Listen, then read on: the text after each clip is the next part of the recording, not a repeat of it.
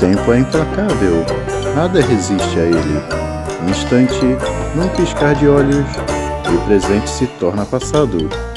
Coisas, lugares, circunstâncias, modos de vida, culturas, enfim, tudo passa e só resta as lembranças. O homem inventou meios de preservar instantes do tempo, seja por fotos, por filmes ou por livros. É desta maneira que usamos eles para lembrar do passado, lembrar de tempos já esquecidos. Meu nome é Renato e convido os amigos a participar comigo dessa viagem até o ano de 1912.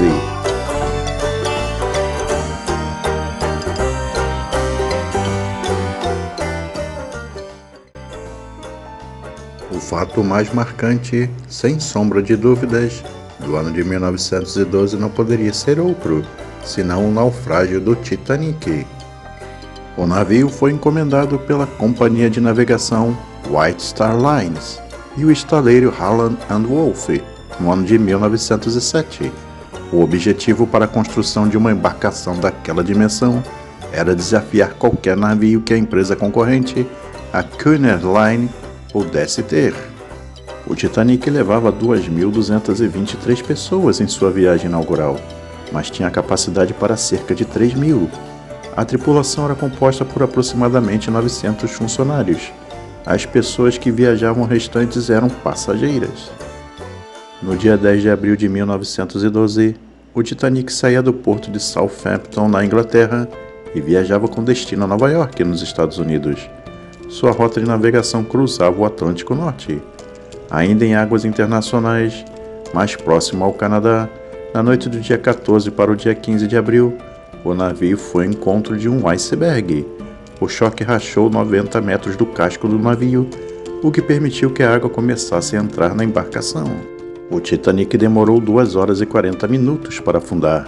Meia hora após o acidente foi feito o pedido de socorro para a embarcação mais próxima, que chegou mais de 3 horas depois, já com o navio submerso, mas conseguiu resgatar os sobreviventes. 1 hora após o acidente, o capitão Edward J. Smith ordenou que se iniciasse a evacuação de mulheres e crianças para os botes salva-vidas. Muito se questionou sobre a segurança do navio após o acidente.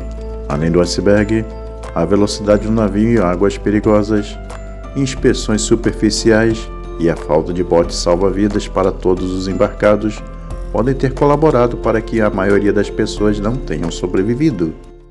Vamos agora a mais fatos marcantes do ano de 1912. Você sabia que no dia 14 de abril era fundado o Santos Futebol Clube? Sim, o time que nos daria Pelé surgia no ano de 1912. 1912 foi um ano muito conturbado para a China. No dia 1º de janeiro, Sun Yat-sen toma posse como primeiro presidente da antiga República da China. Nesse mesmo dia, a China se declara independente em relação ao Japão e à dinastia Qing. No dia 6 de janeiro, o Novo México torna-se o 47º estado norte-americano. A atual divisão política dos países, principalmente a do continente europeu, nem de longe lembra do mundo em 1912, antes do começo da Primeira Guerra Mundial. O conflito, cujo início já passou dos 100 anos, não só mudou a configuração de alguns territórios, como fez surgir novas repúblicas. Com a vitória da Tríplice Entente, Reino Unido, França e Rússia, a assinatura de Tratado de Paz e os impérios centrais alemão, austro-húngaro e otomano entraram em colapso e passaram por processos de fragmentação. Vamos agora a mais fatos marcantes do ano de 1912.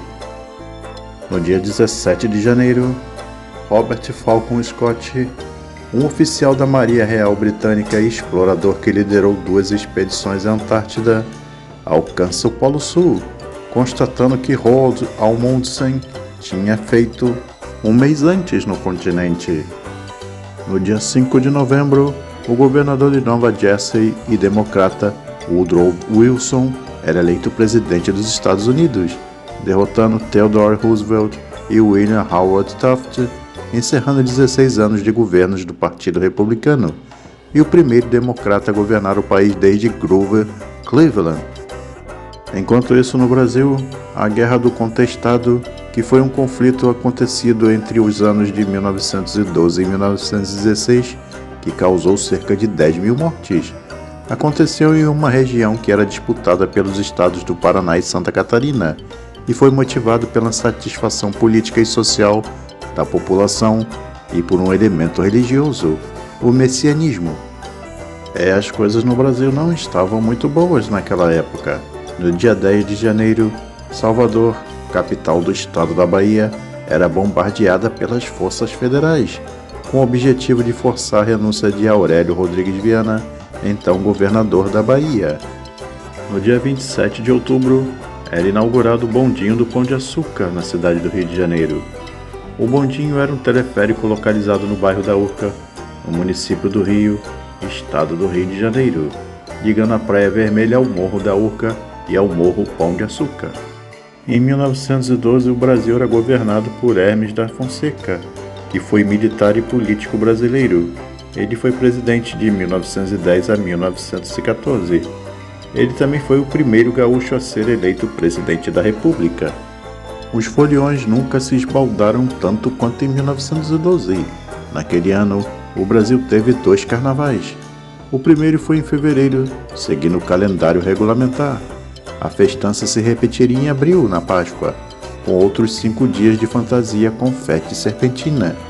Paradoxalmente, o Carnaval em dobro teve origem na morte de um herói nacional, o Barão do Rio Branco, ministro das Relações Exteriores, havia quase uma década.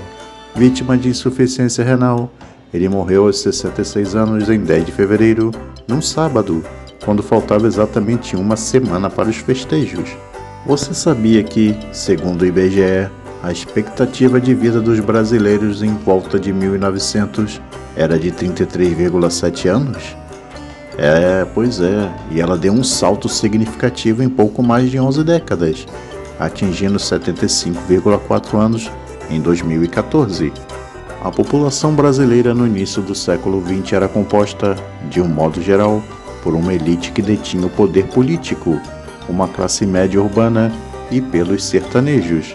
Havia ainda os imigrantes europeus e japoneses que, no início do século, afluíram ao Brasil em grande número. O Brasil de 1890 a 1939 tinha uma economia voltada para o comércio externo. O café, os couros e as peles eram os principais produtos de exportação. Então é isso, pessoal. Gostaríamos de agradecer aos gentis amigos por terem assistido até aqui nosso vídeo.